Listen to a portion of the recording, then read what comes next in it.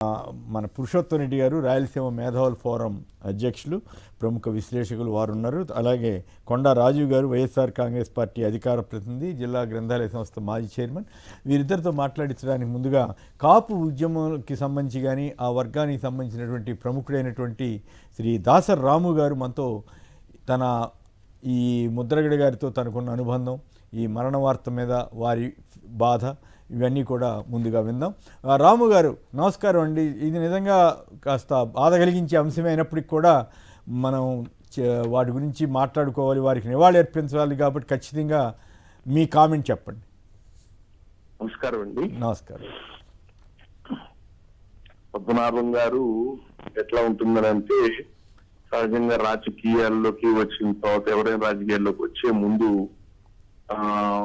ఎవరైనా అందరూ విలువలతోనే ఉంటారు. వెళ్లే కొద్దీ వాళ్ళ జీవితాల్లో రాజకీయాల ప్రభావితంలో అనేక కొన్ని పొరపాట్లు, అవినీతి కొన్ని జరుగుతుంది సహజంగా. భారతదేశంలో చూస్తుంటాం ఆ వాతావరణాన్ని. కానీ ఆయన ఇన్ని పదవులు అనుభవించి కూడా ఏ రోజు కూడా ఒక్క రూపాయి అవినీతి కానీ ఎక్కడ కూడా మచ్చ లేకుండా బ్రతికిన మనిషి, మహానుభావుడు. సహజంగా రాజకీయాల్లో అంత పెద్ద హోదాలు అనుభవించిన మనిషి. అంటే ఒక విధంగా చెప్పాలంటే కాంగ్రెస్ పార్టీలో ముఖ్యమంత్రి అభ్యర్థులు కూడా ఆయన పేరు కూడా ఒక టైంలో పరిగణలో తీసుకోవాలంటే అంత సీనియర్ మోస్ట్ మనిషిగా ఉన్న మనిషి.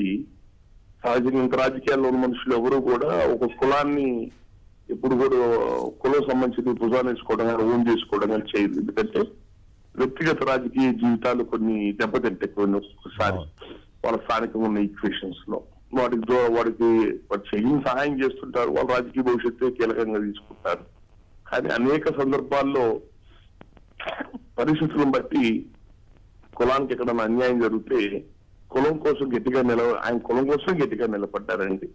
ఆ రోజున కాపు రిజర్వేషన్స్ వాటికి విజయభాస్కర్ రెడ్డి గారు ముఖ్యమంత్రిగా ఉన్నప్పుడు రావులపాలెం సలాల్ స్వామినాయుడు గారు పెద్దలు వాళ్ళు మా పూర్వం ఎప్పుడో రిజర్వేషన్స్ ఉన్నాయి, అవి తీశారంట, మానవ పేదవాళ్ళు ఎక్కువ మంది ఉన్నా ఇబ్బంది పడుతున్నారని మొదలు పెడితే ఆ ఉద్యమాన్ని ఆయన భుజస్కంధాల మీద వేసుకొని ఆయన పద్మనాభం గారు ఇన్వాల్వ్ అవటం వల్ల అది రాష్ట్ర స్థాయి పెద్ద ఉద్యమంగా మారింది. సైకిల్ యాత్రలు చేసి ప్రభుత్వాన్ని కన్విన్స్ చేసి ఒత్తిడి చేసి జీవో నెంబర్ నిరాహార దీక్ష చేయటం, రోసీ గారి హెలికాప్టర్ లో వెళ్ళటం, ఇవన్నీ మాబోటి వాళ్ళని కూడా ప్రత్యక్ష సాక్షులుగా ఉన్నాం. సంచలనం అండి. ఆయన ఏది చేసినా సంచలనమే. అంటే కారణం ఏంటంటే ఆ ప్రజాదరణ. ఆయన ఈ కార్యక్రమం చేసినా కూడా బహుశా ఆ వర్గం నాయకుల్లో నేనైతే చేయగలిగారు. రాము గారు, నేనైతే ఆయన ఆ వర్గం ప్రయోజనాల కోసం వాటి కోసం ఉద్యమం చేసిన, బట్ ఆయన అందరికీ సంబంధించిన వ్యక్తిగానే ఎక్కువ మందితో సంబంధ బాంధవ్యాలు కానీ పెట్టుకున్నారనేది నా అభిప్రాయం.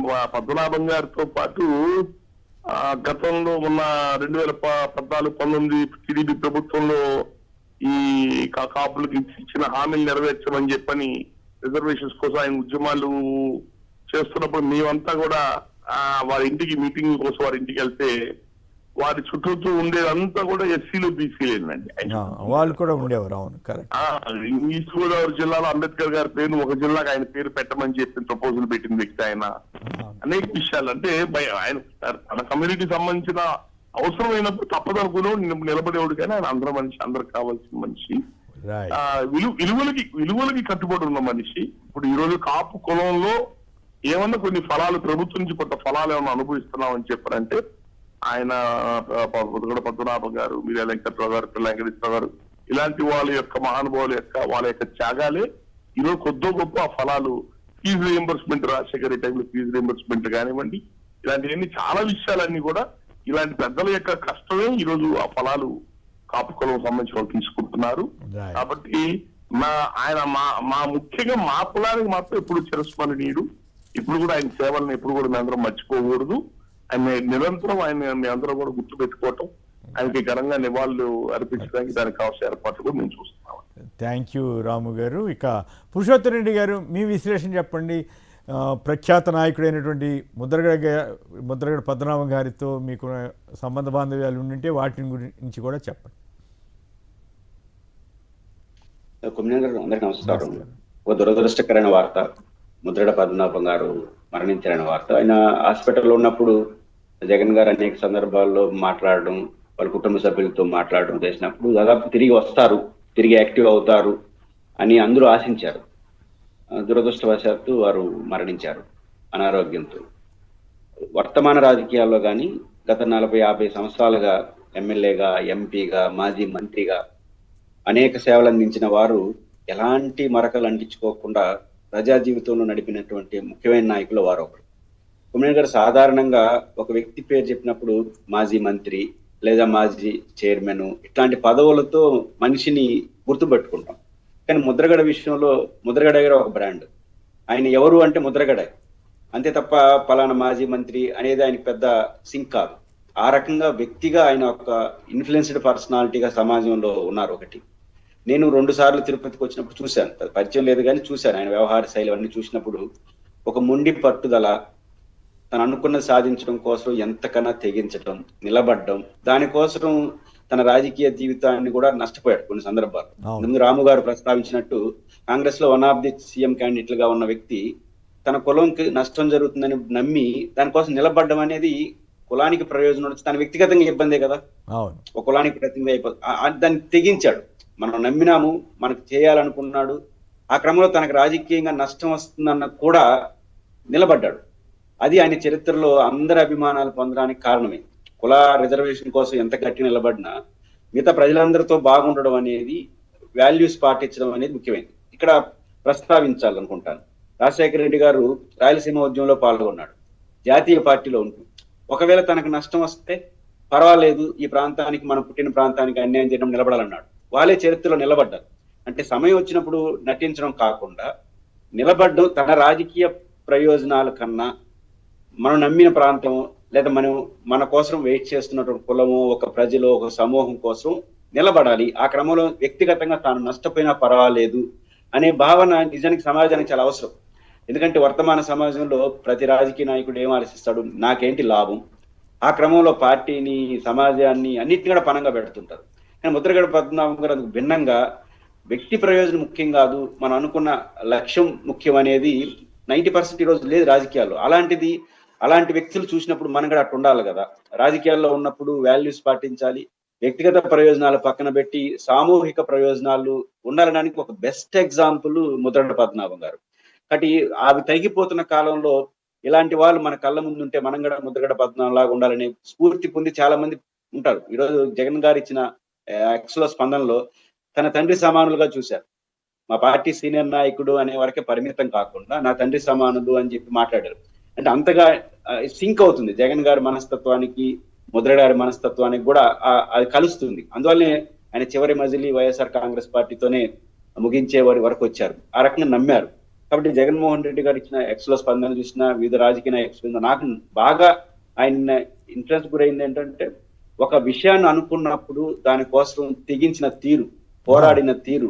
పేరు మార్చుకోవడానికి కూడా ఎక్కడ మామూలుగా అయితే మాట ఇస్తే నేను పేరు మార్చుకుంటాను, ఇది జరగకపోతే అని జనరల్గా అంటుంటాం. కానీ దానికి కట్టుబడి ఉండేవాళ్ళు జనరల్గా ఉండరు, చాలా కానీ ఆయన మాత్రం ఎక్కడ వెనక్కి తగ్గకపోవడం అనేది ఒక గొప్ప లక్షణం కదా. ఆ రోజు ఆయన అన్న మాటకి నిలబడి చూడండి, ఆయన తీసుకున్న స్టెప్స్ అన్ని రాజకీయంగా ఆయనకు నష్టం వచ్చినాయి. ఇప్పుడు పేరు మార్చుకునేసరికి చాలా మంది ఏమన్నారు, నువ్వు మా కులమే కాదన్నారు. అన్నా పర్వాలేదు, నేను నిలబడ్డాను, దానికి నిలబడతాను అంటే ఆయన స్టెప్స్ అన్ని చూసినప్పుడు, కాపు రిజర్వేషన్ కోసం పోరాటం కానీ, రాజకీయ ప్రస్తావన కానీ, పేరు మార్చి ఇవన్నీ చూసినప్పుడు వ్యక్తి ముఖ్యం కాదు, నాకు రాజకీయంగా నష్టం వచ్చినా పర్వాలేదు కానీ నేను నిలబడాలి, సమాజంలో నేనుగా ఉండాలి అనే దానికి ఒక ఎగ్జాంపుల్ ఆయన. కాబట్టి ఈ రోజు ఇట్లాంటి వాతావరణం లేని రోజుల్లో పోరాటం, పట్టుదల, పదవులు వాటి కోసం వ్యక్తిగత జీవితాన్ని పక్కన పెట్టి, పదవులు ముఖ్యం కాదు, మనం అనుకున్న లక్ష్యం ముఖ్యమనే దానికి ఒక రోల్ మోడల్ గా నిలబడ్డారు. ఇవి రాను తగ్గిపోతున్న కాలంలో అలాంటి వ్యక్తులు మన కళ్ళ ముందు ఉన్నారనుకోండి, మనం కూడా వాళ్ళు రోల్ మోడల్ తీసుకుంటాం. ఖచ్చితంగా ముద్రగడ పద్మనాభం గారు ఆంధ్రప్రదేశ్ రాజకీయ ప్రస్థానంలో వారికంటూ ఒక పేజీ ఉంటుంది. పెద్ద పదవులు పొందకపోయినా ప్రజల్లో, ఒక సమూహంలో ఆయన గొప్ప వ్యక్తిగా నిలబడ్డారు.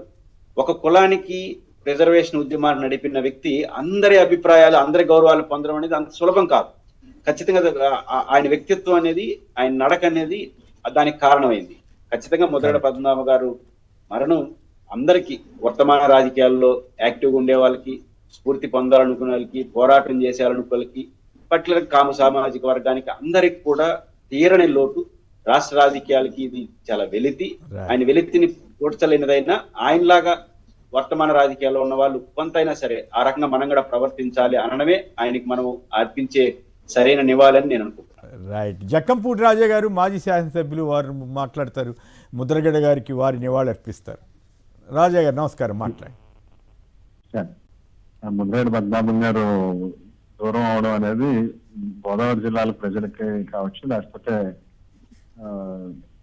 దేశం మన రాష్ట్ర వ్యాప్తంగా ఉన్నటువంటి కాపు సామాజిక వర్గానికి కానీ చాలా పేర్నటువంటి లోటు. ముఖ్యంగా గడిచినటువంటి ఈ 2.5-3 సంవత్సరాలుగా కూడా నేను దగ్గరగా ఆయన్ని చూసినప్పుడు జగన్మోహన్ రెడ్డి గారిని మళ్ళీ ఖచ్చితంగా ముఖ్యమంత్రి చేయాలి రాష్ట్రానికి, ఈ మళ్ళీ రాజశేఖర రెడ్డి గారు లాంటి పాలన ఈయన వల్లనే సాధ్యమవుతుందనేటువంటి ఇది మాట్లాడడం కానీ, ఒక రకంగా చాలా ఆప్యాయతలు అభిమానాలు ఉన్నటువంటి వ్యక్తి సార్. మనకి దూరం అవడం అనేది చాలా బాగా అనిపించేటటువంటి. మా ఫ్యామిలీతో కూడా బాగా అటాచ్మెంట్ ఉంది. పూర్వం నాన్నగారి దగ్గర నుంచి బాగా అటాచ్మెంట్. ముఖ్యంగా ఆయన లైఫ్ అంతా కూడా ఏదో ఒక ఫైటింగ్ నేచర్ తో, ఉద్యమాలు, యాజిటేషన్స్, సమాజంలో ఉన్నటువంటి చిన్న వర్గాల వారి కోసం ఏదో ఒక కమ్యూనిటీ ఆస్పెక్ట్ అనే కాదు సార్, టాప్ సామాజిక వర్గం ఆస్పెక్ట్. నేను కూడా కొన్నిసార్లు వారి ఇంటికి వెళ్ళాను ఇంటర్వ్యూల నిమిత్తం. ఇట్లా వారు చూపిన ఆదరణ, ఆత్మీయత, ఏమిటి వచ్చిన అక్కడ చుట్టుపక్కల ఉన్న వాళ్ళందరూ కూడా చాలా అన్ని వర్గాల వాళ్ళు ఉన్నారు. ఆ ఆత్మీయతను భరించడం కష్టం. అంత అభిమానంగా ఆయన ఆతిథ్యం ఇచ్చే తీరు, ఎవరైనా సరే తన ఇంటికి వస్తే భోజనం చేయాలి, లేదా అల్పాహారం అన్న తీసుకోవాలి, లేకపోతే ఒప్పుకోనంటే అనేవాళ్ళు.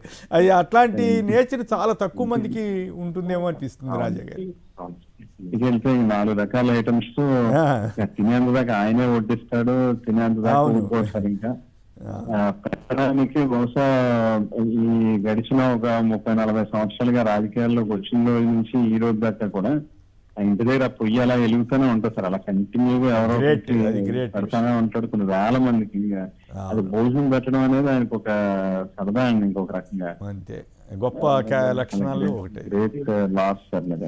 రైట్, థ్యాంక్ యూ రాజా గారు. ఇక కొండా రాజీవ్ గారు మాట్లాడతారు. రాజీవ్ గారు చెప్పండి, మీ అనుభూతి ఏమిటి? ఆ రకంగా ఆయనతో ఉన్న అనుభూతి ఏమిటి? ఆయన మరణం ఏ రకంగా ప్రజలకి, సమాజానికి తీరని లోటు అవుతుంది?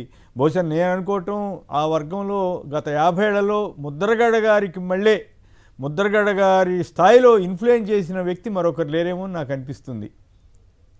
కేఎస్ఆర్ గారు, మీకు, పురుషోత్తం గారికి, సాక్షి టీవీ న్యూస్ ఛానల్ వీక్షకులందరూ కూడా నా హృదయపూర్వక నమస్కారాలు. ఖచ్చితంగా ఈరోజు ఎంతో విషాదకరమైనటువంటి రోజు. ఒక ఉద్యమ కెరటం నేల కొరిగింది. కాపు జాతి మరో ముద్దు బిడ్డను కోల్పోయింది. కాపు ఉద్యమ కిరీటి అయినటువంటి ముద్రగడ పద్మనాభం గారి మరణం అత్యంత బాధాకరం. ఎందుకంటే ఆయన రాజకీయ ప్రస్థానం, ఆయన రాజకీయ ప్రయాణం కూడా నేటి తరానికి ఎంతో స్ఫూర్తిదాయకం. ఆయన ఒక కాపు జాతి కోసమే కాదు, అక్కడ ఉన్నటువంటి మిగతా అణగారిన వర్గాలందరి కోసం, ఈవెన్ బీసీల కోసం, ఎస్సీల కోసం, దళితుల కోసం, ఎవరి కోసం అయినా ఆ ప్రాంతంలో సమస్య వచ్చింది అని అంటే ఆయన చేసినటువంటి విశేషమైనటువంటి కృషి, పోరాటం ఎప్పటికీ వర్ణించలేదు. ఖచ్చితంగా ఆయన మరణం అనేటువంటిది ఒక కాపు జాతికి మాత్రమే కాదు, యావత్ ఆంధ్ర రాష్ట్ర రాజకీయాలకి, రాష్ట్ర ప్రజలకి కూడా తీవ్రమైనటువంటి లోటు. నాకు వ్యక్తిగతంగా ఆయనతో తుని కాపు ఐక్య గర్జన ఉద్యమం నుంచి అనుబంధం ఏర్పడింది. నేను 1-2 సందర్భాలు ఆయనతో గడిపిన గుర్తు తెచ్చుకోవాలనుకుంటే, తొలి రోజులు ఆ ఉద్యమ సమయంలో విద్యార్థి నాయకుడిగా ఉన్నాను. నాకు అప్పటికి ముద్రగడ గారి గురించి వినడం తప్ప ఆయన ఇంటికి వెళ్ళడం అనేటువంటిది ఎప్పుడు లేదు. తెలియక వెళ్తూ నేను ఆ కెర్లంపూడి దగ్గర హైవేలో ముందు, కెర్లంపూడి కన్నా ముందే నేను తెలియక టిఫిన్ చేసేసి కడుపునంటే వెళ్ళాను. పెద్ద ఇంటికి వెళ్తున్నాను కదండి. వెళ్ళాక ఆయన అక్కడ టిఫిన్ పెట్టారు. మీరు చెబితే నమ్మరు, నాకు ముద్రగడ అప్పటి నుంచి ముద్రగడ పద్మనాభం గారి ఇంటికి వెళ్తే ఆకలితో ఉంటే వెళ్తాను నేను. ఎందుకంటే తినేదాకా ఆయన వదిలేవాడు కాదు. అయ్యా ఏమండి మా దగ్గర మీరు తినరా, మేము పెట్టేది తక్కువైనా ప్రేమగా పెడతాం, మీరు తినరా అంటే ఆయన చూపించేటప్పుడు ఒక పుత్ర వాత్సల్యం. ఆయన తన కొడుకునే కాదు, మాలాంటి విద్యార్థి నాయకుల్ని లేదా జాతిలో పైకి వస్తున్నటువంటి వ్యక్తులను కూడా తన సొంత కుటుంబ సభ్యుల్లాగా ప్రతి ఒక్కరిని కూడా ప్రేమపూర్వకంగా ఆదరించేటటువంటి ఒక మహానుభావుడు ముద్రగడ పద్మనాభం గారు. ఆయన మరణం తీరనటువంటి లోటు. అయితే ఆయన రాజకీయ ప్రయాణం ప్రస్థానాన్ని 4 ముక్కల్లో వర్ణించాలని చూస్తే, ఆయన ప్రజాసేవ అనే ప్రయాణంలో రాజకీయం అనే రైలుని పట్టుదల నిజాయితీ అనే పట్టాల మీద ఉద్యమాన్నే ఊపిరిగా చేసుకుని నడిపించినటువంటి నాయకుడు ముద్రగడ పద్మనాభం గారు. కాకీలు బెదిరించినా, లాఠీలు జులిపించినా, ప్రభుత్వాలే అడ్డొచ్చినా తన ప్రాణాన్ని పరంగా పెట్టి పోరాటం చేసినటువంటి అతి గొప్ప నాయకుడు. అయితే ఆ నాయకుడు మీరు ఇందాక ఒక 2-3 విషయాలు చెప్పారు, ఏమని ఆయన పేరు మార్చుకున్నటువంటి తీరుని. అయితే ఇక్కడ బాధ కలిగించే అంశం ఇంకోటి ఏంటంటే, కొంత సెక్షన్ ఆఫ్ మీడియా, కొంత సెక్షన్ ఆఫ్ జనసేన పార్టీ నాయకులు కానీ, కొంత సెక్షన్ ఆఫ్ తెలుగుదేశం పార్టీ నాయకులు కానీ ముద్రగడ పద్మనాభం గారిని ముద్రగడ పద్మనాభ రెడ్డి అని చెప్పి ఉద్దేశపూర్వకంగా ప్రస్తావిస్తుంటే నాకు అనిపించింది, ఈ రాష్ట్ర రాజకీయాల్లో, ఈ దేశ రాజకీయాల్లో ఉదాహరణకి ఒక బండ్ల గణేష్ గొంతు కోసుకుంటారన్న దగ్గర నుంచి, తొడగొట్టి రాజకీయాలు వదిలేస్తారన్న బుద్ధా వెంకన్న దగ్గర నుంచి, అనేక ప్రగల్భాలు పలికినటువంటి పవన్ కళ్యాణ్ గారి దగ్గర నుండి, అనేక సవాళ్లు చేసిన చంద్రబాబు నాయుడు గారి దగ్గర నుండి, ఢిల్లీ మాజీ సీఎం కేజ్రీవాల్ గారి వరకు కూడా, అంటే ఎంటైర్ భారతదేశంలో జల్లెడ పట్టి ఎదిగిన, ఇచ్చిన మాట కట్టుబడి పేరు మార్చుకున్న ఒకే ఒక్క నాయకుడు ముద్రగడ పద్మనాభం గారు. ఎఫడవిట్లో ఆయన 2024 ఎన్నికల సమయంలో చేసిన ఒక రాజకీయ ప్రతిజ్ఞ, అది వ్యక్తిగత ప్రతిజ్ఞ కాదు, రాజకీయ ప్రతిజ్ఞ, దానికి కూడా కట్టుబడి ఆయన ఎఫడవిట్ ఇస్తే అది ముద్రగడ పద్మనాభం గారి యొక్క గొప్ప ఔన్నత్యం. కానీ ఆయన్ని ముద్రగడ పద్మనాభం గారు అని పిలుచుకోవడం మనకు ఉండాల్సినటువంటి కనీస సంస్కారం.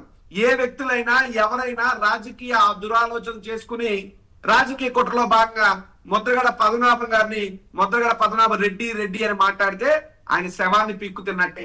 దయచేసి అట్లాంటి వద్దులేండి, అట్లాంటి మాటలు ఇటువంటి రాజకీయ రాబందుల్లో వ్యవహరించకుండా ఆ మహానేతకు నివాళి అందరూ సమానంగా అర్పించాలని, ఆయన చూపించిన మంచి మార్గంలో నడవాలని చెప్పి నేను కోరుకుంటూ, ఎస్ ఆయన వైఎస్ఆర్ కాంగ్రెస్ పార్టీ సీనియర్ నాయకులుగా కూడా ఉన్నారు. ఆయన ప్రాణాన్ని కాపాడుకోవడం కోసం, ఆయన ఆరోగ్యాన్ని నిలబెట్టడం కోసం జగన్మోహన్ రెడ్డి గారు ఎంత కృషి చేశారు, జగన్మోహన్ రెడ్డి గారు ఎన్నిసార్లు వాళ్ళ అబ్బాయితో మాట్లాడారు, డాక్టర్ని ఎలాగా తెప్పించగలిగారు, ఆయన ప్రాణాన్ని కాపాడడానికి జగన్మోహన్ రెడ్డి గారు అనేక ప్రయత్నాలు చేశారు. మేము కూడా ఏమనుకున్నామంటే ఆయన సంపూర్ణ ఆరోగ్యంతో తిరిగి ఇంటికి వస్తారు, ఇంటికి వచ్చాక వెళ్ళి మళ్ళీ కలిసే ప్రయత్నం చేద్దామని చెప్పి కూడా మేము అందరూ అనుకున్నాం. కానీ ఇంత హఠాత్తుగా ఆయన మనల్ని వదిలేసి వెళ్ళిపోతారని చెప్పి మేము ఎప్పుడూ అనుకోలేదు. ఇది అత్యంత విషాదకరమైనటువంటి రోజు, అత్యంత బాధ, శోకతప్త హృదయంతో ఆ మహానుభావుడికి నేను అర్పిస్తున్నటువంటి నివాళి సార్. రైట్. అయితే మన పురుషోత్తమ్ రెడ్డి గారు, ఈ తుని ఘటన తర్వాత ఆయన ఎదుర్కొన్న కష్టాలు నష్టాల మీద మీ అభిప్రాయం ఏంటి? ఆనాటి ప్రభుత్వం చాలా ఇబ్బందులు పెట్టింది కదా. చాలా కుటుంబం ఇబ్బంది పడింది. కేవలం తనే కాదు, తన శ్రీమతి గాని వాళ్ళందరూ తలుపులు వేసుకొని నిలబడిన తీరు, అంటే ఎట్లయినా సరే దీనిపైన ప్రభుత్వం నుంచి ఒక ప్రకటన రావాలి, ప్రజలకు ఏదో ఉపయోగపడాలి, తాను నమ్ముకున్న విషయాలు ఎస్టాబ్లిష్ కావాలని ఒక రకంగా లైఫ్ ని సాక్రిఫైస్ చేశారు. అదే విధంగా రాజకీయాన్ని కూడా సాక్రిఫైస్ చేశారు. ఒక అంశం పట్ల నేరుగా నిలబడితే దానికే పరిమితం అయిపోతే రాజకీయ జీవితం కూడా నష్టం వస్తుంది. ఇప్పుడు చాలా మంది రాజకీయ నాయకులు ఉన్నారు కదా, పేర్లు ప్రస్తావించాల్సిన అవసరం లేదు, కానీ నేను దానికోసం నిలబడలేదు, ఎలక్షన్ ముందు ఒక మాట, ఎలక్షన్ తర్వాత పద్ధతులు మనం చూస్తున్నాం. అంటే వ్యక్తిగత అవసరాల కోసం కులాన్ని చెప్పిన విషయాలు కూడా మర్చిపోయే చాలా మంది ఉన్నారు. ఈయన అట్లా మర్చిపోలేదు. లైఫ్ లాంగ్ ఆ రిజర్వేషన్ కోసం, వాటి అనుకున్న లక్ష్యం కోసం నిలబడతానే ఉన్నాడు. ఆ రోజు జరిగిన ఘటనలో, రైలు ఘటన కానీ ఇవన్నీ చూసినప్పుడు ఎంత నిందలు భరించాడు. మొత్తానికి సమాజం మొత్తం ఆయన్ని ఒత్తిడి చేసి ఆ రోజు ప్రభుత్వం ఒక రకమైనటువంటి దాష్టికానికి పాల్పడింది. ఇంటి మీద దాడి చేయడం, చివరకు తాను అసలు లైఫ్ సాక్రిఫైస్ చేయడానికి కూడా సిద్ధపడిపోయాడు. ఆయన బహుశా కుటుంబ సభ్యులందరూ చాలాసారి కన్నీటి పరమంతం అయ్యాడు. తన భార్య పట్ల, తన కుటుంబ సభ్యుల పట్ల, అక్కడ వచ్చిన సిబ్బంది వ్యవహరించిన తీరుతో చాలా కలత చెందాడు, కన్నీళ్లు పెట్టుకున్నాడు, బాధపడ్డాడు. అన్ని చేయనా భయపడలేదు. ఇన్ని గందరగోళాలు జరుగుతున్నా కూడా భయపడకుండా దానికోసం ఏమన్నా నిలబడతారు. కానీ నాకు నచ్చింది ఏంటంటే, కొమ్మినేని గారు, వర్తమాన రాజకీయాల్లో రాజకీయ నాయకులు విమర్శించాలన్నా ఇంకోటి బూత్ అనేది ఒక వచ్చేస్తుంది. ఆయన ఎక్కడ ఎంత ఆవేశంలో కూడా మాట జారడు, ఒకే మాట మీద నిలబడతాడు, కన్విన్సింగ్ ఉంటాడు. పెద్ద వాళ్ళు అయ్యా అని పిలవడం, అంటే తనకన్నా తక్కువ స్థాయిలో ఉన్న వాళ్ళని కూడా ఎక్కడ నాకు అది బాగా మాట్లాడతారు. ఎక్కడ ఆత్మగౌరవాన్ని పోగొట్టుకోడు, ఎదుటివారి ఆత్మగౌరవాన్ని తగ్గించడు, అవసరం తనే తగ్గి గౌరవంగా పిలుస్తాడు. అంటే ఎంత ఒత్తిడిలో కూడా అంత మాట్లాడొచ్చు అనడానికి ఒక బెస్ట్ ఎగ్జాంపుల్ ఆయన. ఆ తుని ఘటనలో ఎక్కడ మాట తోలడు. అంత మామూలుగా అయితే మనం రెచ్చిపోతాం. ఆ ఒక్కొక్క ప్రెజరు, ఇంత వేలాది మంది, లక్షలాది మంది జనం వస్తున్నా కూడా ప్రభుత్వం ప్రెజర్ చేస్తా ఉంటే మాట తోలకుండా నిలబడ్డాడు. నిజంగా మాలాంటి వాళ్ళు మనం ఎందుకు అట్లా ఉండకూడదు అనడానికి ఖచ్చితంగా వారు ఒక స్ఫూర్తిగా ఉంటారు. ఖచ్చితంగా ఆ ఘటనలో ఆయన నలిపాడు కానీ సమాజాన్ని నలిపేదానికి ప్రయత్నం చేయలేదు. రైట్.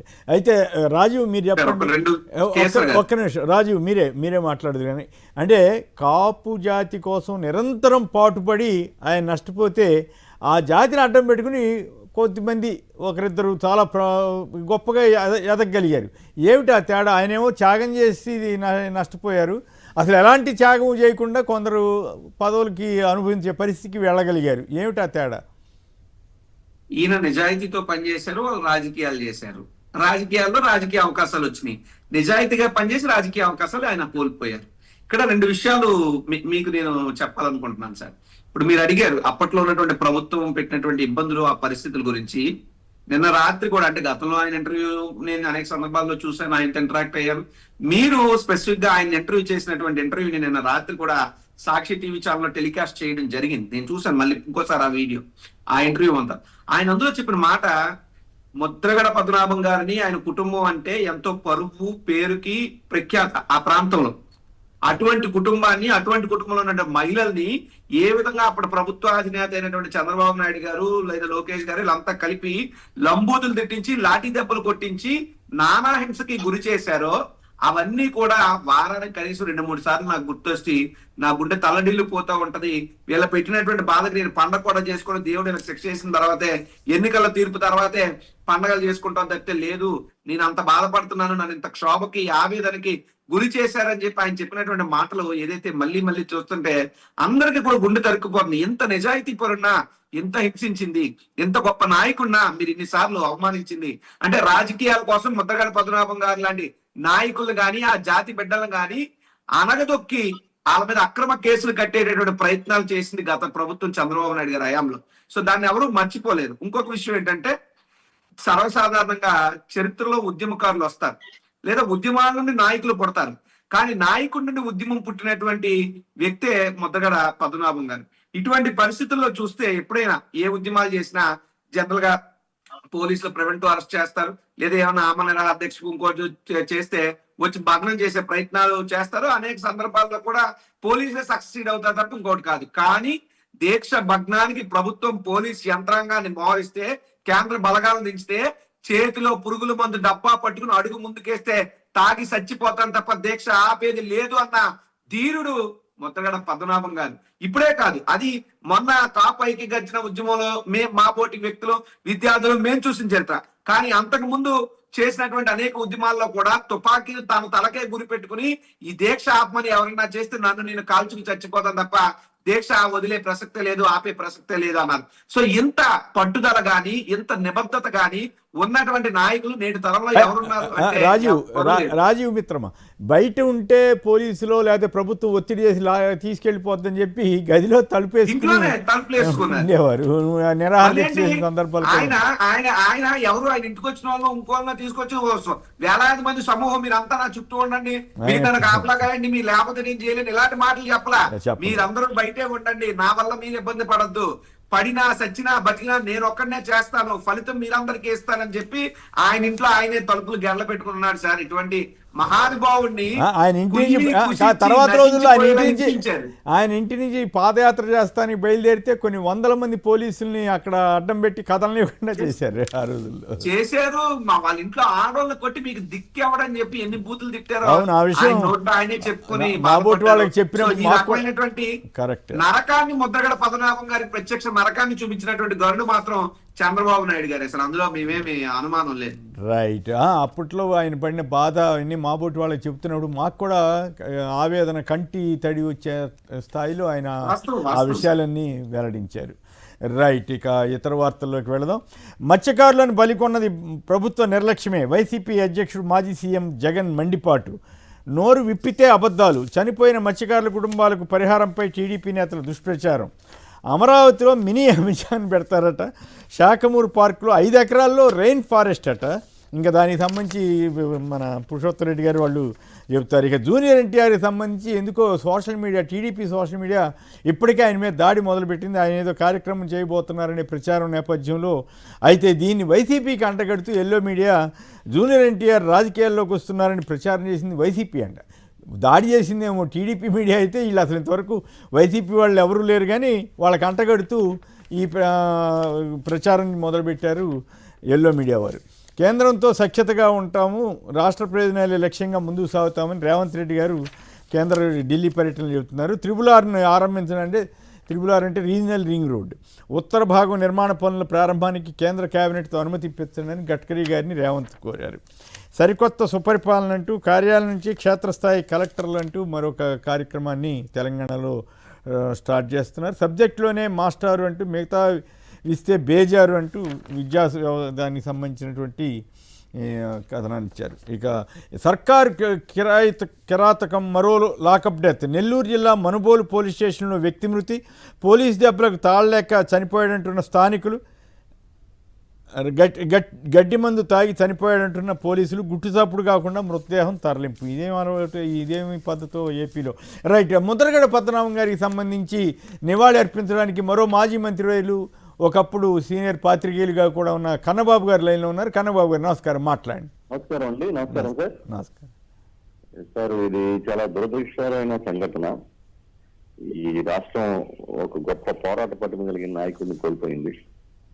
సుదీర్ఘ రాజకీయ చరిత్ర, అన్నిటికీ మించి ఆయన ఒక విలక్షణమైన రాజకీయ శైలి, నాయకత్వ శైలి.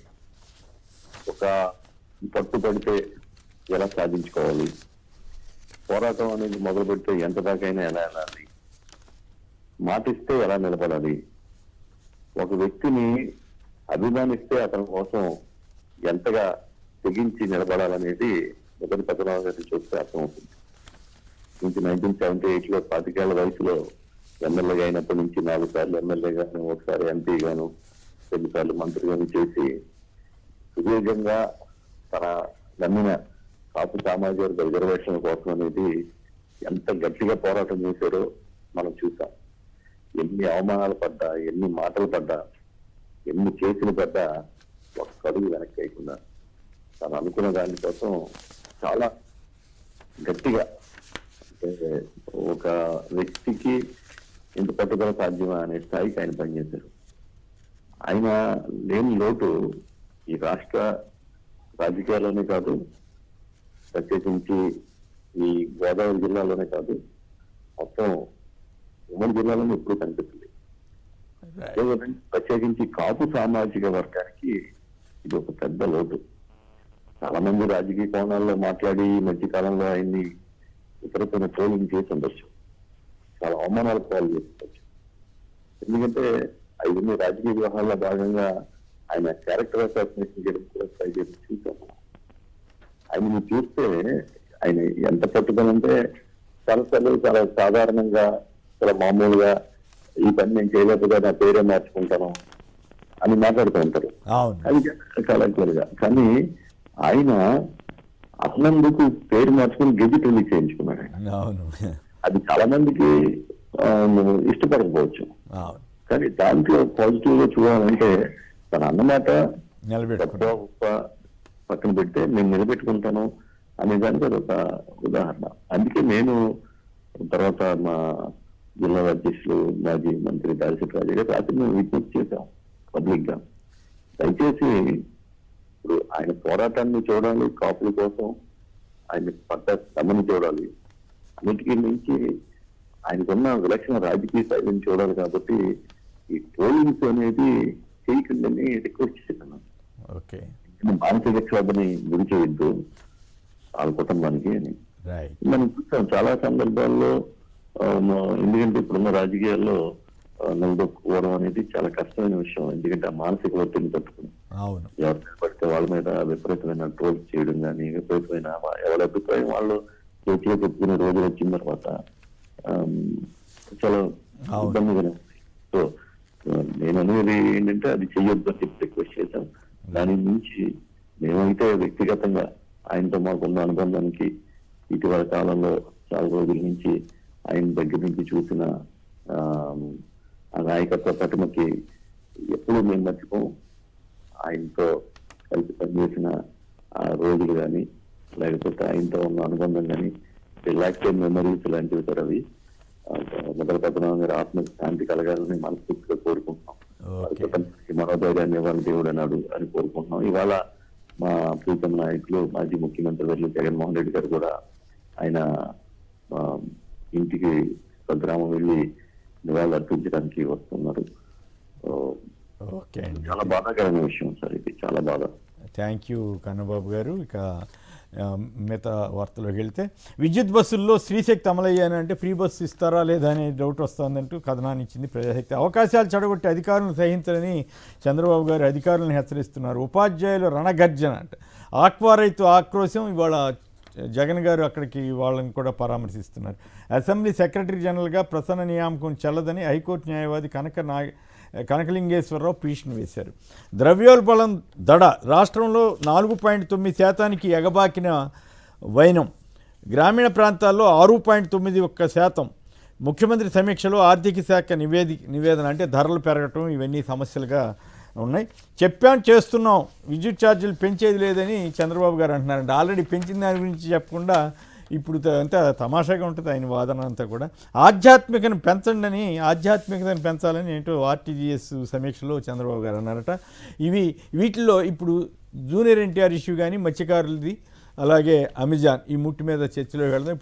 తిరుపతిలో వైసీపీ షో ఫ్లాప్ అంట. జూనియర్ ఎన్టీఆర్ ఇష్యూకి వైసీపీకి ఏం సంబంధం, వాళ్ళకేంది, వైసీపీకి ఎందుకు అంటగట్టి ఎల్లో మీడియా కథనాన్ని ఇచ్చింది? అంతకు ముందే సోషల్ మీడియాలో టీడీపీ అనుకూల సోషల్ మీడియా జూనియర్ ఎన్టీఆర్ మీద ఎందుకు దాడి చేసింది? అసలు ఏమిటి వాస్తవం ఏంటి? ఎందుకు జూనియర్ ఎన్టీఆర్ అంటే తెలుగుదేశం పార్టీ వారు భయపడుతున్నారా ఏమిటి? పురుషోత్తం రెడ్డి గారు చెప్పండి, మీరు మొత్తం ఫాలో అయింటారు కదా. మధ్యలో వైసీపీని లాగి ఎట్లగొట్ల జూనియర్ ఎన్టీఆర్ని బదనాం చేయటం టీడీపీ లక్ష్యం, టీడీపీ అనుకూల మీడియా లక్ష్యమా? సోషల్ మీడియాలో మీరు ఒక ఆవిడెవరో చాలా ఘాటుగా జూనియర్ ఎన్టీఆర్కి వ్యతిరేకంగా చేసిన వ్యాఖ్యలు, వీటన్నిటినీ చూస్తే మీకేమనిపిస్తోంది? మీ విశ్లేషణ ఏమిటి? కొమ్మినేని గారు, ఏబి వెంకటేశ్వరరావు గారి వెనకాలే వైసీపీ ఉందని చెప్పడానికి సిద్ధపడిన వాళ్ళు జూనియర్ ఎన్టీఆర్ గారు ఉన్నారని మనం ఏమో ఆశ్చర్యపోనక్కర్లేదు. రీజన్ ఏంటంటే, సహజంగా జూనియర్ ఎన్టీఆర్ వల్ల నష్టపోయేది సహజంగా తెలుగుదేశం ఉంటుంది కదా సాధారణ ప్రజల్లోకి. ఇదేమన్నా జగన్ గారు చేయిస్తున్నాడా అని అనేస్తే ఒక పని అయిపోతుందనే ధోరణి కనిపిస్తోంది నాకు. బేసిక్ గా జగన్ గారి యాటిట్యూడ్ ఏంటి? విడివిడిగా వద్దు, అందరూ కలిసి రండి అంటుంటాడు ఆయన. మేము సింహం సింగల్గా ఉంటాం, విడివిడిగా అంటే విడిపోమని ఆయన చెప్పడు. అందరూ కలిసి రండి, కలిసి కొట్లాడదాం, అక్కడ గెలిస్తేనే మజా ఉంటుందనే పద్ధతిలో జగన్ గారు ఉంటారు. కాబట్టి విడిపోయే ప్రయత్నం ఆయన చేయడు. ఆయన యాటిట్యూడ్ రీత్యానే విడిపోయే ప్రయత్నం చేయడు, కలిసే రండి అంటుంటాడు. కాబట్టి ఆయనకి దీన్ని ఆటగట్టడు. రెండోది, జూనియర్ ఎన్టీఆర్ గారు ప్రస్తావన ఎప్పుడు వచ్చినా తెలుగుదేశం బాగా ఆత్మరక్షణ పడిపోతుంది. ఎక్కడైనా సభలో జూనియర్ ఎన్టీఆర్ గారు ప్రస్తావన వచ్చినా. ఎందుకంటే తెలుగుదేశం ఒకానొక దశలో క్రైసిస్ లో ఉన్నప్పుడు, రాజశేఖర రెడ్డి గారు రెండోసారి గెలిచినప్పుడు 2008-9 ప్రాంతంలో సాహసం చేసి ఆయన యాత్ర చేశాడు. రాష్ట్ర వ్యాప్తంగా యాత్ర చేయడం, ఆయన ప్రాణాన్ని మీద తెచ్చుకోవడం ఒకనొక దశలో. ఆ రకంగా ఆ సభల్లో ఆయన మాట్లాడిన తీరు వల్ల ఒక సీనియర్ ఎన్టీఆర్ ని మళ్ళీ చూస్తున్నావా అనే భావన తెలుగుదేశం పార్టీ శ్రేణుల్లో, ఇలాంటి మనకు కావాలి అనే భావజాలం అయితే తెలుగుదేశం ర్యాంక్ అండ్ ఫైల్ లో ఉంది. ఈ ఉన్నప్పుడల్లా ఇప్పుడు జూనియర్ ఎన్టీఆర్ ప్రస్తావన వచ్చినప్పుడల్లా ఆయన ఆల్టర్నేటివ్ అవుతాడు కదా, ఆయన ఉండాలి కదా అనే భావన వస్తుంది. కాబట్టి ఆయన క్యారెక్టర్ ని ఎప్పుడు ప్రజలు వాళ్ళు అభిమానించే వాళ్ళు వద్దంటారు, ప్రత్యర్థి చేతిలో ఉన్నాడు అని వచ్చేస్తే అప్పుడు ఆయన క్యారెక్టర్ డ్యామేజ్ అవుతుంది అనే పద్ధతిలో వ్యవహరిస్తున్నారు. అనేక సందర్భాల్లో చాలా బాధ్యతాయుతంగా వ్యవహరిస్తాడు ఆయన. కానీ ఎక్స్ లో స్పందించినప్పుడు కానీ ఇట్లాంటప్పుడు మీరు ఘాటుగా స్పందించలేదు, గట్టిగా మాట్లాడలేదని number of time junior NTR గారి ప్రస్తావన వచ్చినప్పుడల్లా ఆయన పట్ల మనం అనంతపురం ఎమ్మెల్యే అనుకుంటాను ఈ మధ్య కాలంలో చేసిన వ్యాఖ్యలు మనం చూసినాం, ఎంత పరుష పదజాలాన్ని వాడాడు. కాబట్టి ఇవన్నీ చూసినప్పుడు ఆయన అంటే ఒక రకమైనటువంటి భయము, ఆయన వస్తే థ్రెట్ అనే భావంతోనే ఇవన్నీ వస్తున్నాయి. దీనికి పరిష్కారంగా ఎన్టీఆర్ గారు నేరుగా ఏం అనలేరు. కాబట్టి రాజకీయ ప్రత్యర్థి, తెలుగుదేశం పార్టీ రాజకీయ ప్రత్యర్థికున్న వైసీపీ వాళ్ళు వెనకాల ఉన్నారని చెప్పేస్తే ఏమైనా కొంత ఆయన డ్యామేజ్ అవుతాడా అనే ఒక స్వల్ప ఎత్తుగడ తప్ప ఇంకోటి కాదు. జగన్ గారి యాటిట్యూడ్ చూసిన వాళ్ళు ఎవరు కూడా విడివిడిగా కాదు, కలిసి రండి కొట్లాడదాం, అక్కడే గెలుస్తానని చెప్పే మనస్తత్వం కంటే దాన్ని ఎవరు నమ్మరు. అంటే ఈ జూనియర్ ఎన్టీఆర్ ఇప్పుడు ఈ జూనియర్ ఎన్టీఆర్తో సంబంధం లేదని ప్రకటించారంటే ఎవరికి అభ్యంతరం ఉండాల్సిన అవసరం లేదు. అది ఏదో ఇంతకీ ఆయన 100 కోట్లతోటి ఏదో సేవా కార్యక్రమాలు చేస్తారని ఇట్లా వార్తలు వచ్చినాయి, ప్రచారం జరుగుతోంది కదా సోషల్ మీడియాలో. దాంట్లో నిజం ఉండే అవకాశం ఉందా లేదా? తిరుపతిలోనే కొంతమంది ఎవరో ఈ ప్రకటన చేయటం ఇవన్నీ జరుగుతున్నాయి కదా, తిరుపతిలో ఎవరైనా నిజంగా ఆయనకి అండగా ఉన్నది ఎవరు, లేదా ఆయనకి మద్దతు ఇస్తున్నది ఎవరో మీ దృష్టికి ఏమైనా వచ్చిందా? లేదు, అట్లా వ్యక్తిగతంగా ఎవరు లేరు, ఎవరికి వాళ్ళు ఆలోచిస్తున్నారు తప్ప ఒక అజెండా ప్రకారం లేదు. కానీ ఒకటేంటి, విజయ్ గారు గెలిచిన తర్వాత తమిళనాడులో తెలుగుదేశం పార్టీలో తర్వాత ఎవరు, చంద్రబాబు గారు తర్వాత ఎవరు ఒక చర్చ నడుస్తున్న నిజంలో జూనియర్ ఎన్టీ గారు వస్తారేమో తప్పించి ఆయన మీద నమ్మకం ఏంటి, ఒకసారి ప్రూవ్ చేసుకున్నాడు. అంటే లోకేష్ గారు ఉన్నారు కదా, లోకేష్ గారికి ఏమన్నా థ్రెట్ అవుతాడనేది, లేదా ఆయన రాజకీయ భవిష్యత్తుకి ఈయన ఏమైనా ఇబ్బంది పెడతాడనే భయం కూడా ఏమన్నా ఉండి ఉంటుందా? ఖచ్చితంగా. ఇప్పుడు ఎన్టీఆర్ గారు పార్టీ పెడితే ఎవరికి నష్టం?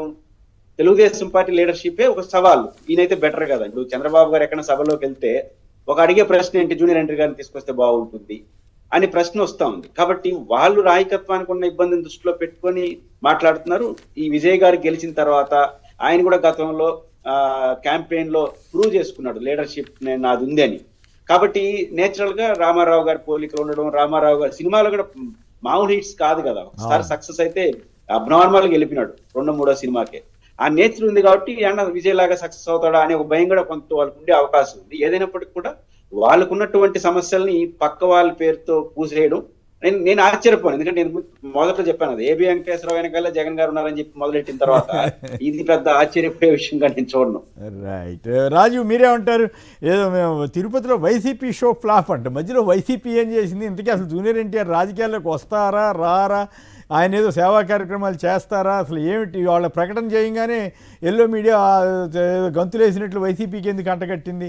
మరోవైపు ఏమో వాళ్ళ సోషల్ మీడియాలో విపరీతంగా జూనియర్ ఎన్టీఆర్కి వ్యతిరేకంగా దాడి చేస్తున్నారు. ఏమిటి ఈ రెండింటిని ఎట్లా చూస్తారు? రాజకీయంగా తెలుగుదేశం పార్టీకి చేటు కలిగించేది ఏదైనా సరే దాని వెనక వైఎస్ఆర్ కాంగ్రెస్ పార్టీ ఉంటుందనేటువంటి ఒక భావనలో, భయంలో తెలుగుదేశం పార్టీ కానీ వారి అనుకూల మీడియా కానీ ఉంది. ఎందుకంటే వారికి తెల్లారు లేస్తే జగన్మోహన్ రెడ్డి, నిద్రపోతే జగన్మోహన్ రెడ్డి, కల్లో జగన్మోహన్ రెడ్డి, జగన్మోహన్ రెడ్డి పేరు చెప్పుకోకపోతే రాజకీయంగా బతికి బట్టకట్టలేనటువంటి పరిస్థితిలో ఉన్నారన్నటువంటి అనుమానం కలుగుతుంది నాకైతే. జూనియర్ ఎన్టీఆర్ గారి యొక్క ఎపిసోడ్ గత 2 రోజులుగా గమనిస్తా ఉంటే జూనియర్ ఎన్టీఆర్ గారికి కానీ వైఎస్ఆర్ కాంగ్రెస్ పార్టీకి కానీ సంబంధం ఏముంటది? ఏ సంబంధం లేదు, ఎట్టి పరిస్థితుల్లో కాదు.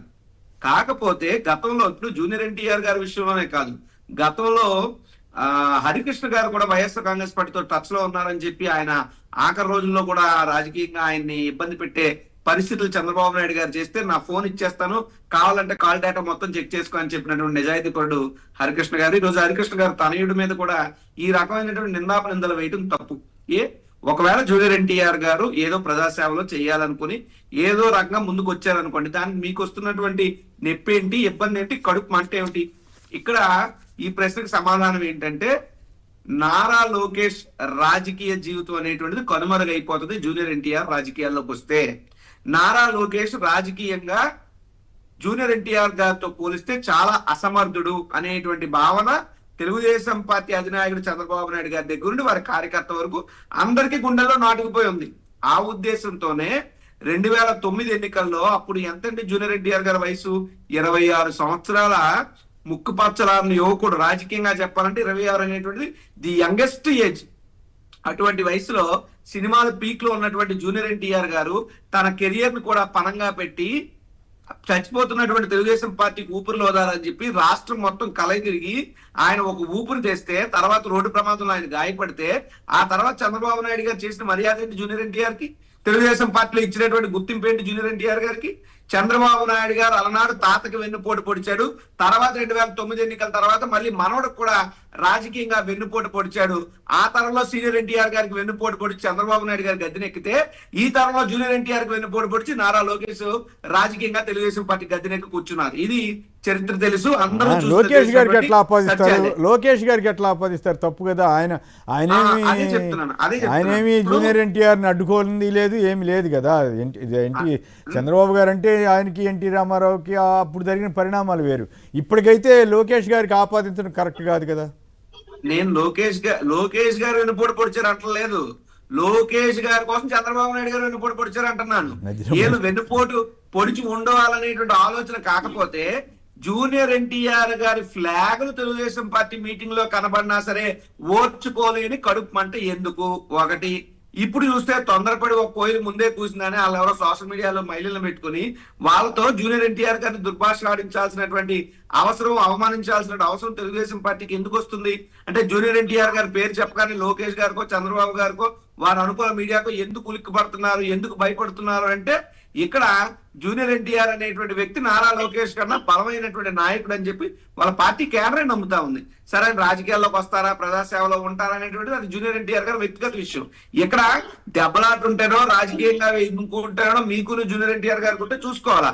మధ్యలో మా మీద పడాల్సిన అవసరం ఏంటి, మాకు జూనియర్ ఎన్టీఆర్ గారికి సంబంధం ఏంటి? సరే సినిమా యాక్టర్ గా ఆయన అభిమానిస్తాం, లేదా నందమూరి తారక రామారావు గారి మనవడిగా ఆయన గౌరవిస్తాం. ఇక్కడ ఇంకో విషయాన్ని గమనించాలి. ఖచ్చితంగా ఎప్పటికైనా నందమూరి తారక రామారావు గారు రాజకీయ వారసుడు, నందమూరి తారక రామారావు అయినటువంటి జూనియర్ ఎన్టీఆర్ గారు అవుతారు తప్ప నారా లోకేష్ గారు ఎట్లా అవుతారు? దాన్ని ఎవరు యాక్సెప్ట్ చేయరు. ఇంతకాలం ఇలా హవా చలామణి అయింది. కానీ వన్స్ జూనియర్ ఎన్టీఆర్ గారు స్టెప్పింగ్ కానీ రాజకీయాల్లో చేస్తే ఖచ్చితంగా వీళ్ళ రాజకీయ భవిష్యత్తుకి చాలా పెను ప్రమాదం ఉందనేటువంటి భయంలో ఉండి ఆ రకంగా జూనియర్ ఎన్టీఆర్ గారి మీద దాడి చేయడానికి వైఎస్ఆర్ కాంగ్రెస్ పార్టీ భుజాల మీద తుపాకీ పెట్టి జూనియర్ ఎన్టీఆర్ గారిని ఇచ్చేసేటువంటి ఒక దిక్కుమాలినటువంటి కార్యక్రమాన్ని తెలుగుదేశం పార్టీ యొక్క అనుకూల మీడియా తీసుకుని తప్పితే ఇక్కడ ఇంకోటి లేదు. ఇంకో విషయం చెప్తున్నాను సార్, జూనియర్ ఎన్టీఆర్ గారు రాజకీయాల్లోకి వస్తారు, ఏమో అల్లు అర్జున్ గారు రాజకీయాల్లోకి రావచ్చు, లేకపోతే ఇంకో సినిమా హీరో రాజకీయాల్లోకి రావచ్చు, ఎవరైనా రావచ్చు. ఆలవర రాజకీయాల్లోకి వస్తే మీకెందుకు కొనుకు? జగన్మోహన్ రెడ్డి గారు వచ్చారు, ఓ ప్రపంచం సృష్టించారు. అలాగా నిజంగా ప్రజలు ఆదరిస్తే ఏమో ఎవరిని ఏ స్థాయిలో పెడతారో చూడాలి. కాదు, ఇప్పుడు మీరు అల్లు అర్జున్ కూడా కలిపారు, ఆ మధ్య ప్రచారం జరిగింది. కానీ ఎందుకు ఆయన నిజంగా వచ్చే అవకాశం ఉందా, లేక జూనియర్ ఎన్టీఆర్ గారు కూడా రావచ్చా? వస్తే ఎలా ఉంటుంది అనుకుంటున్నారు? వస్తే ఎలా ఉంటది అనేటువంటిది ప్రజలు నిర్ణయించాల్సినటువంటి తీరు. అయితే జూనియర్ ఎన్టీఆర్ గారైనా అల్లు అర్జున్ గారైనా ఒక అశేషమైనటువంటి ప్రజాభిమానం ఉన్నటువంటి సినిమా స్టార్స్. ప్రజా జీవితంలో వీళ్ళు ఎలా ఉంటారనేటువంటిది ప్రజాక్షేత్రంలో అడుగు పెడితేనే మనం చెప్పగలుగుతాం తప్ప ముందు మనం ఊహంగా మాట్లాడలేము. But at the same time Vijay గారి యొక్క లైన్ లో వీళ్ళిద్దరూ వెళ్తారనేటువంటి ఒక ఊహాజనితం ఉంది. ఏ భవిష్యత్ నిర్ణయించాలి. అయితే విజయ్ గారి లైన్ లో వెళ్తే ఆ స్థాయికి వెళ్తారు, పవన్ కళ్యాణ్ గారి లైన్ లో వెళ్తే ద్వితీయ స్థానాల్లో ఉంటారు. ఏం జరుగుతుంది అనేటువంటిది కాలం నిర్ణయించాలి. రైట్. అమరావతిలో మినీ అమెజాన్, షాకమూర్ పార్క్ లో 5 ఎకరాల రెయిన్ ఫారెస్ట్. పురుషోత్తమ్ రెడ్డి గారు, మీరు అమరావతిలో పెట్టే మినీ అమెజాన్ పార్క్ లో మీరు విహరిస్తారా? కుమేణ గారు, ఒక విషయంలో చంద్రబాబు నాయుడు గారిని అభినందించాలి. చాలా కీలకమైన చర్చ పెట్టడానికి ఆస్కారం ఇస్తారు, అందుకు వారిని అభినందించాలి. ఒకటి, అమెజాన్ అన్నది చంద్రబాబు గారికి ఉన్న ఇంకొక మంచి లక్షణం ఏంటంటే ట్రెండింగ్ లో ఉన్నవన్నీ ఆపాదిచ్చేస్తాడు అమరావతి. ఏది ఆ రోజు ట్రెండింగ్ లో ఉందో దాని అమరావతి గేమ్ చేంజర్ ఇట్లా పదాలన్నీ వాయించేస్తుంటారు. ఒకటి జనానికి కూడా అర్థం కావాలి కాబట్టి, అమెజాన్ ఏంటి? దక్షిణ అమెరికాలో అతిపెద్ద నది, 6400 కిలోమీటర్లు ప్రవహించే గొప్ప నది. దాని చుట్టూ ఉన్నది అమెజాన్ రైన్ ఫారెస్ట్. దాన్ని తీసుకొచ్చి 5 ఎకరాల్లో అమరావతిలో సృష్టిస్తాను అంటారు. అంటే 6000. చిన్న కరెక్షన్ అండి, దోమలు లేని రాజధాని నగరంలో పెడతామని నారాయణ గారు అన్నారు. సో దోమలు లేని రాజధాని నగరంలో మినీ అమెజాన్ వస్తుంది అనమాట.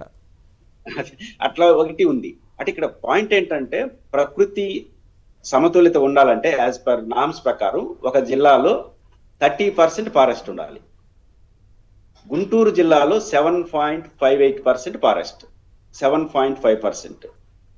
కృష్ణా జిల్లాలో 7 to 9% ఫారెస్ట్ ఉంది. ఎందుకు ఈ పదాలు వాడుతున్నానంటే విభజన చట్టం ప్రకారం 15,000 హెక్టార్లు రాజధాని కోసం వెసులుబాటు ఉండాలని చట్టంలో ఉంది. దీనికి గుంటూరు జిల్లాలో రాజధాని ఎంపిక చేసినప్పుడు అయితే కేంద్ర ప్రభుత్వం రిజెక్ట్ చేసింది. ఇప్పుడే 7.5% ఉంది, దాని తగ్గేది. అంటే నేను ఎందుకు చెప్తున్నానంటే ఉన్న ఫారెస్ట్ ని, ఉన్న ప్రకృతి సమతుల్యతను దెబ్బతీసేసి 5 ఎకరాల్లో ఫారెస్ట్ నిర్మిస్తారట. ఏం అవసరం? నువ్వు ఎంపిక చేసుకున్న ప్రాంతం ఏం అవసరం అనేది ఒకటి చెప్పాలి. కాబట్టి అమెజాన్ అనే పదాన్ని తీసుకురావడంలో ట్రెండింగ్ లో ఉన్నదాన్ని కాబట్టి తీసుకొచ్చే ప్రయత్నం చేయడం, దానికి భిన్నంగా ప్రవర్తించడం, అందుబాటులో ఉన్న వనరులను కొట్టాడు బారేసి. ఇప్పుడు మనకు 3 ఉపనదులు ఉన్నాయి, పాలవాగు, గ్రావిటీ కెనాల్, కొండవీటి వాగు. వాటి సహసిద్ధంగా ప్రవహించే దాన్ని డిస్టర్బ్ చేస్తా, ఎత్తిపోతల కృష్ణానదిలో పోసే పని చేస్తా, మరి కొత్తగా సృష్టించేది అమెజాన్ ఫారెస్ట్ ని. అంటే ఉన్న సహసిద్ధమైన వాటిని ధ్వంసం చేసేస్తాం, కొత్తగా సృష్టిస్తాం. కాబట్టి చంద్రబాబు నాయుడు గారు ఇవన్నీ ఎందుకు వ్యాఖ్యలు చేస్తున్నారో తెలియదు, కానీ కొన్ని నిజాలు చర్చకి రావడానికి మనకు ఉపయోగపడుతుంది. సహసిద్ధంగా ఉన్న అవకాశాలను ధ్వంసం చేసి కొత్తగా సృష్టిస్తే అది సక్సెస్ కాదు. అమెజాన్ చుట్టూ ఉన్నటువంటి రైన్ ఫారెస్ట్ లో నిరంతరం వర్షం పడతా ఉంటుంది. బస్ అదొకటి ఏమన్నా అప్పుడప్పుడు వర్షాలు పడతాయి అమరావతిలో అనే దానికైనా సింక్ అవుతుంది తప్ప నిజానికి అది సెట్ కాదు. కాబట్టి చంద్రబాబు గారు అమరావతిలో ఏదేదో ప్రయోగాలు చేసి అసలు విషయాన్ని మర్చిపోకుండా ఉంటే సంతోషం. అంటే 20,000కు పైగా చెట్లు మొక్కలతో దట్టమైన అడవి వచ్చేస్తుందా? నేను 6,400 కిలోమీటర్ల నదీ ప్రవాహం చుట్టూ ఏర్పడినటువంటి అమెజాన్ రెయిన్ ఫారెస్ట్ లో 5 ఎకరాలు చేయడం ఏంటని అది ఆశ్చర్యకరంగా ఉంటుంది. కొత్తగా ఎట్టు సృష్టిస్తావు నదిని కానీ. అయితే ఓవరాల్ గా అమరావతిలో 300 ఎకరాల్లో ఈ ఫారెస్ట్ అంటే అటవీ శాఖ వాళ్ళ ఇది అభివృద్ధి చేస్తున్నారంట. శాఖమూరు పార్కులో దట్టమైన అడవిలో విహరించనున్నట్లు అనుభూతి కలిగించేలాగా చేస్తారట. ఈ మినీ అమెజాన్ వస్తుందట. మొత్తం 300 ఎకరాల్లో ఉంటుంది అమరావతిలో. మరి అది ఎప్పుడు ఆర్టిఫిషియల్ అంటే రాజధాని ఆర్టిఫిషియలే, రాజధాని నిర్మాణాలు ఆర్టిఫిషియల్, అన్ని ఆర్టిఫిషియలే. ఆర్టిఫిషియల్ వద్దు స్వామి, సహజత్వం తీసుకురామని మనం అడుగుతుంటే అన్ని ఆర్టిఫిషియల్. అంటే భవిష్యత్తు ఎలా ఉండబోతుంది నగరం అనే దానికి అన్ని నగరాన్ని కూడా ఆర్టిఫిషియల్ గా సృష్టిస్తారా చెప్పలేము. కానీ ఆర్టిఫిషియల్ మానుకొని రియాలిటీకి వెళ్తే మంచిది. రైట్. రాజు మీరు చెప్పండి, నిన్న జగన్ గారి మత్స్యకారులను ఓదార్చిన తీరు కానీ వారికి భరోసా ఇచ్చిన తీరు, దాని మీద కూడా టీడీపీ దుష్ప్రచారం చేస్తుందంటూ వచ్చిన వార్తలు, వీటన్నిటి మీద మీ కామెంట్ చెప్పండి. సార్, నిన్న జగన్మోహన్ రెడ్డి గారు ఏదైతే విశాఖపట్నం మా దక్షిణ నియోజకవర్గం సొంత నియోజకవర్గానికి వచ్చారు, జబ్బర్ తోట ప్రాంతం అది, ఇక్కడికి వచ్చి ఆ మత్స్యకార కుటుంబాలని ఆయన పరామర్శించి ఓదార్చి ధైర్యం చెప్పి తక్షణ సహాయం కింద కుటుంబానికి 7 లక్షల రూపాయలు ప్రకటించి రేపు ఉదయం ప్రభుత్వం అధికారంలోకి వచ్చినటువంటి 1 నెల రోజుల్లోపే వారందరికీ కూడా 1 కోటి రూపాయలు పరిహారంతో పాటు ఎవరైతే వారి ఇళ్లలో ఉన్నటువంటి పిల్లలు విద్యాదశలో ఉంటే వారికి విద్యా బోధన బాధ్యత మొత్తం ప్రభుత్వమే తీసుకునేలాగా, విద్యాదశ పూర్తయితే వారికి ఉపాధి కల్పించే విధంగా, అదే విధంగా చిన్నారావు అనేటువంటి ఎవరైతే బతికినటువంటి వ్యక్తి ఉన్నారో ఆయనకి బోటుని కూడా ప్రభుత్వమే కొనిచ్చే విధంగా ఈ రకమైనటువంటి హామీలు ఇచ్చి సాయం చేసి కొండంత ధైర్యాన్ని నింపి జగన్మోహన్ రెడ్డి గారు వెళ్తే, జగన్మోహన్ రెడ్డి గారు వస్తున్నారు అన్నటువంటి మాట ఎప్పుడైతే ఫోన్ లో చిన్నారావు గారికి జగన్మోహన్ రెడ్డి గారు చెప్పారో ఆనాటి నుండి నిన్నటి వరకు కూడా ఈ ప్రాంత ప్రజలు, ఇక్కడ ఉన్నటువంటి మత్స్యకార సోదరులు, ఆ బాధితులు 1000 కళ్ళు చేసుకుని జగన్మోహన్ రెడ్డి గారి రాక కోసం వేచి చూసి నిన్న ఆయన వచ్చినటువంటి సందర్భం చూస్తే అత్యంత జన సునామీ లాగా విశాఖపట్నం తీరంలో సముద్రం ఒక పక్క ఉంటే మరోవైపు జగన్మోహన్ రెడ్డి గారి రాకలో జన సముద్రం కనబడితే దీన్ని చూసి తట్టుకుని ఓరవలేక కడుపు మంటి కుళ్ళుతోని ఈ రోజు తెలుగుదేశం పార్టీ నాయకులు అచ్చెన్నాయుడు గారు కానీ, తెలుగుదేశం పార్టీ రాష్ట్ర అధ్యక్షుడు కానీ మాట్లాడుతున్నటువంటి మాటలు, చేస్తున్నటువంటి విషయం ప్రచారం అత్యంత హేయనీయం, అత్యంత దుర్మార్గం. ఒకటి, ప్రభుత్వంగా స్పందించడంలో ఫెయిల్ అయ్యారు, ప్రభుత్వంగా ఆదుకోవడంలో ఫెయిల్ అయ్యారు, ప్రభుత్వంగా కనీసం వచ్చి పరామర్శించడంలో ఫెయిల్ అయ్యారు. ప్రభుత్వం చేయాల్సినటువంటి పనిని ఈ రోజు ఒక ప్రతిపక్ష నాయకుడు వచ్చి చేస్తే దాన్ని ప్రజలు స్వాగతిస్తే ఇంత కక్షపూరితమైనటువంటి విష ప్రచారం ఎందుకు ఈ ప్రభుత్వం చేస్తుందని నేను అడుగుతున్నా. మీరు అధికారంలో ఉన్నారు, మీకు చేతనైతే మీరు చేసే సాయం చేయాలి కదా. స్థానికంగా ఆవు అంటే వచ్చి జగన్మోహన్ రెడ్డి గారి మీద, వైఎస్ఆర్ కాంగ్రెస్ పార్టీ నాయకుల మీద నోరు ఇచ్చుకు పడిపోయేటటువంటి గౌరవ హోంమంత్రి గారు, being home and disaster management minister, ఎందుకని రాలేదు? ఎందుకని ఆ బాధితులను వచ్చి నేరుగా పరామర్శించలేదు? వీడియో కాల్లో పరామర్శించడం ఏంటండి? ఇది నేను ఎప్పుడూ చూడలేదు. ఏమన్నా వాళ్ళ విదేశాల్లో ఉంటే వీడియో కాల్లో పరామర్శించచ్చు, కానీ మీ ఉంటున్నటువంటి ఇంటికి 1/2 గంట దూరంలో ఎంఈపీలో ఉంటారు మంత్రి గారు. ఆ ఎంఈపీ నుండి బీచ్ రోడ్ మా జబ్బర్ తోట గట్టి 1/2 గంటలో వచ్చేయచ్చు ఈ ప్రాంతానికి.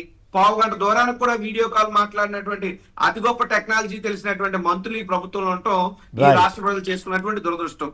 ఇంకొక విషయం ఏంటంటే, కనీసం ఎవరు కూడా స్పందించాల్సినటువంటి సమయంలో స్పందించకపోవడం వల్ల జరిగినటువంటి పెను ప్రమాదం, ఇవన్నీ కూడా ప్రభుత్వ నిర్లక్ష్యం వల్ల, ప్రభుత్వ హత్యగా మేమైతే భావిస్తున్నాం. మేమే కాదు, ఇక్కడ ఉన్నటువంటి మత్స్యకార సోదరులు కూడా అదే భావిస్తున్నారు. దాన్ని నిన్న జగన్మోహన్ రెడ్డి గారు స్పష్టంగా చెప్పారు. ఎందుకంటే ఈ జరిగినటువంటి ప్రాంతం ఏదైతే ఉందో, కలెక్టరేట్ ఇక్కడే ఉంటది, నేవీ హెడ్ క్వార్టర్స్ ఇక్కడే ఉంటది, కోస్టల్ కమాండ్ కంట్రోల్ ఇక్కడే ఉంటది.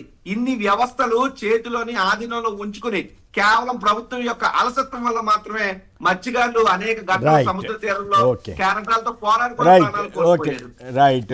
పురుషోత్తమ రెడ్డి గారు, మీరు కూడా దీని మీద కామెంట్ చేయండి. జగన్ గారు భరోసా ఇవ్వటం కానీ, ఆయన పరిహారం ప్రకటించడం, వీటన్నిటి మీద మీ కామెంట్ ఏంటి?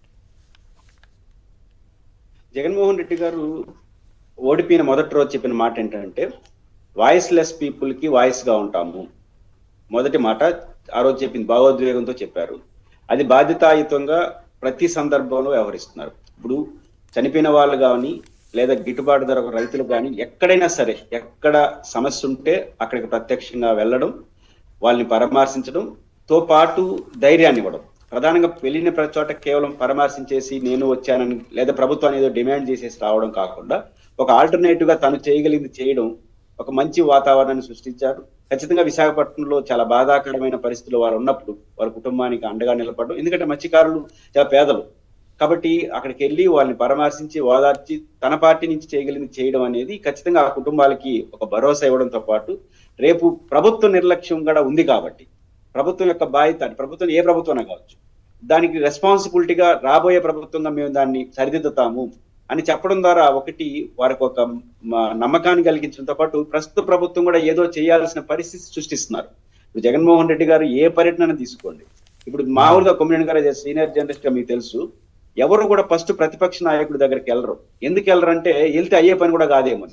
కానీ ట్రెండ్ మారింది ఏంటంటే ఇప్పుడు జగన్మోహన్ రెడ్డి గారిని అందరూ మొదట కలుస్తున్నారు. ఏ సబ్జెక్ట్ వచ్చినా కలిస్తే ఆయన స్పందిస్తే ప్రభుత్వం మీద ప్రెజర్ వస్తే అప్పుడు కానీ పని కాదు అనే పరిస్థితి తీసుకొచ్చేశారు.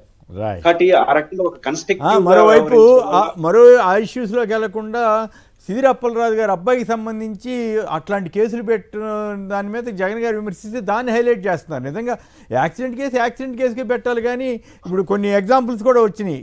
ఎవరు టీడీపీ ఎమ్మెల్యేలకు సంబంధించిన పిల్లలు ఏం చేశారు ఏంటి, అప్పుడు కనీసం కేసు అన్నా పెట్టారా?